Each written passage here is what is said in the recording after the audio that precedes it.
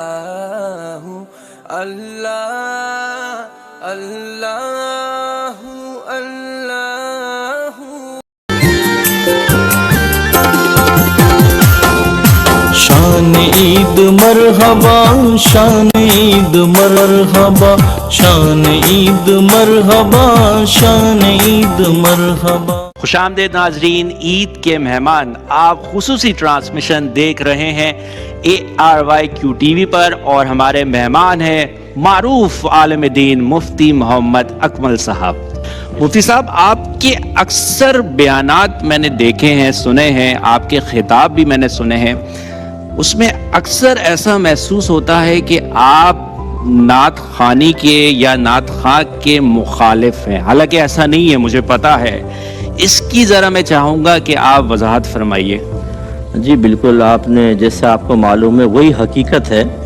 اگر اصل میں ہوتا کیا ہے کہ لوگ جو ہے نا وہ کہیں کے بھی بیان کی کوئی کلپ اٹھاتے ہیں جس میں ان کو ایسا لگتا ہے کہ اس کو لوگ لائک بھی زیادہ کریں گے، دیکھیں گے بھی زیادہ، اس کو اپنے چینل پر ڈال دیتے ہیں اور اس سے پھر وہ ارننگ کے ان کے چانسز ہوتے ہیں۔ اس کے اندر لازم سے بات ہے چٹپٹی چیز ہی لیں گے، لڑانے والی، کسی کو ٹکرانے والی، تبھی وہ دیکھیں گے لوگ، ورنہ پولائٹلی بیان تو عموماً لوگ دیکھتے نہیں ہیں۔ تو وہ پھر ایسی چیزیں ڈال دیتے ہیں کہ، اور ہماری عوام بھی ماشاءاللہ اتنی سمجھدار ہے کہ یہ جدید دور کی پیداوار ہے، لیکن ان کو بھی یہ بات سمجھ میں ابھی تک نہیں آئی کہ جو چیز آپ دیکھ رہے ہیں اس سے کوئی سیاق بھی ہوگا، سباق بھی ہوگا، کچھ آگے پیچھے بھی ہوگا۔ کوئی ایک جملہ، کوئی نعت خان کو میری جیب پاکٹ مار کے نہیں بھاگا، انہوں نے مجھ سے کوئی چیز نہیں چرائی۔ وہ سب نعت خان مجھ سے محبت کرتے، میں ان سے پیار کرتا ہوں۔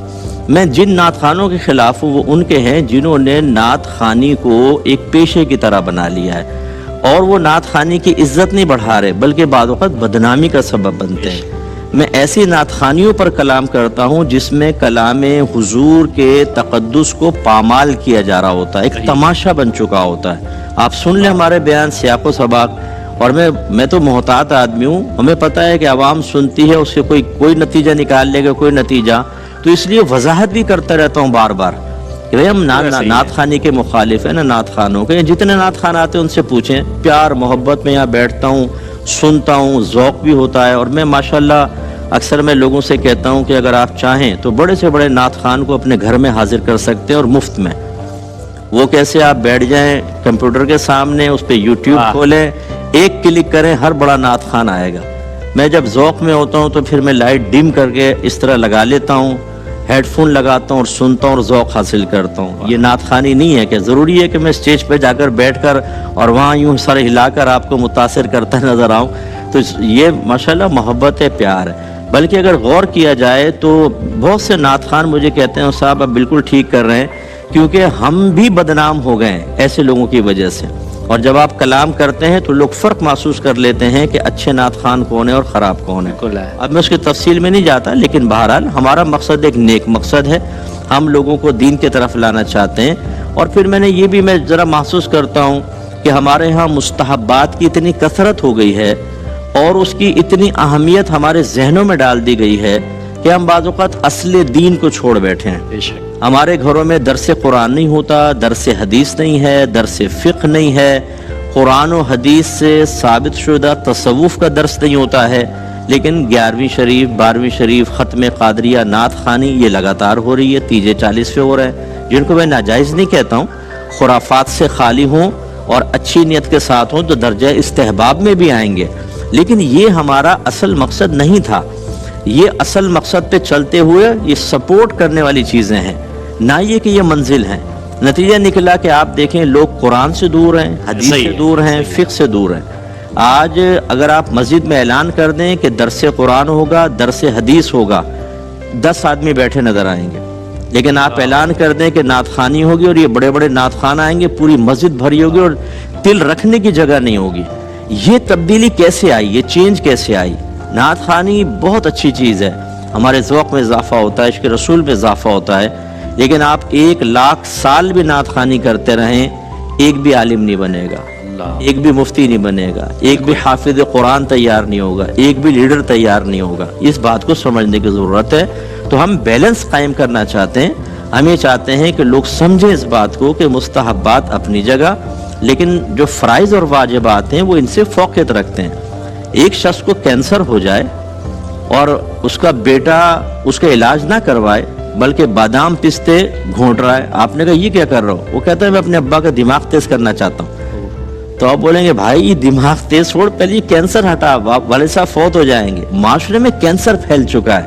اللہ, ہم وہی مطلب بادام پستوں کے اس میں ہیں کہ مستحبات کے ذریعے ہم تقویت پہنچائیں, لیکن اصل تو یہ ہے کہ یہ برائیوں کا کینسر ختم ہوگا تو پھر برکات ہوگی. انشاءاللہ. یہ ہمارے درد ہے جو میں ظاہر کرتا رہتا ہوں, اور میرے بیانات اسی پر مشتمل ہوتے ہیں. میں زیادہ اصلاحی بیان کرتا ہوں تاکہ لوگ زیادہ سے زیادہ, ایک آدمی اگر سنور جاتا ہے نا تو اس کی پوری فیملی سیٹ ہو جاتی ہے. صحیح بات ہے مفتی صاحب. پھر تو آج عید کا دن ہے اور ماحول بھی ہے, اور آپ عشق رسول جو ہے ماشاءاللہ ہم سب عاشق رسول ہیں. آپ کے پسندیدہ نعت خواں کون ہے؟ اور میں چاہوں گا کہ ضرور آج آپ اپنے دیکھنے والوں کو تحفہ دیں کہ ایک شعر پڑھ کر ہمیں سنائیں. دیکھیں پسندیدہ نعت خان تو میرے کئی ہیں, اور اگر میں چند کا نام لوں باقی رہ جائیں گے تو وہ فیل کریں گے, بیڈ پھر فیل. بھی کوئی ایک مفتی صاحب. یہ بہت مشکل ہے. اچھا. یہ ضرور ہے کہ جو بادشاہ ہے اور میرے نزدیک باعمل ہیں اور اچھا کلام پڑھتے ہیں, ایسے اکابرین کا جو شریعت کے مطابق ہے وہ سب میرے پسندیدہ ہیں. ماشاءاللہ ماشاءاللہ. اور شعر آپ نے فرمایا تو ایک شعر میں پڑھ دیتا ہوں آپ کے کہنے پر. 2009 میں بھی آپ نے پڑھا تھا اور آج 2025 میں بھی بس وہی والا پڑھ سعادت. جلوائے یار ادھر بھی کوئی ٹھہرا تیرا,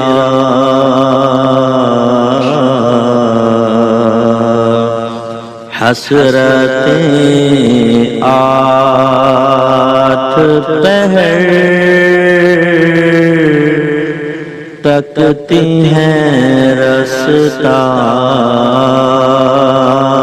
تیرا, خار صحرا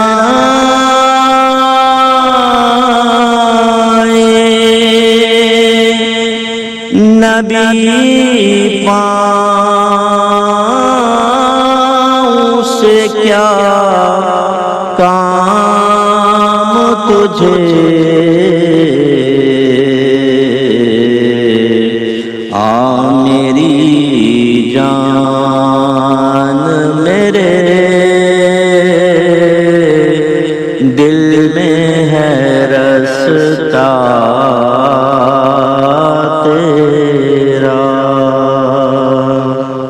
ماشاءاللہ. ذرا سوچو مدینے سے کیا مل گئے, ذرا سوچو مدینے سے کیا مل گئے, مصطفیٰ مل گئے پھر محبوب خدا مل گئے. ماشاءاللہ.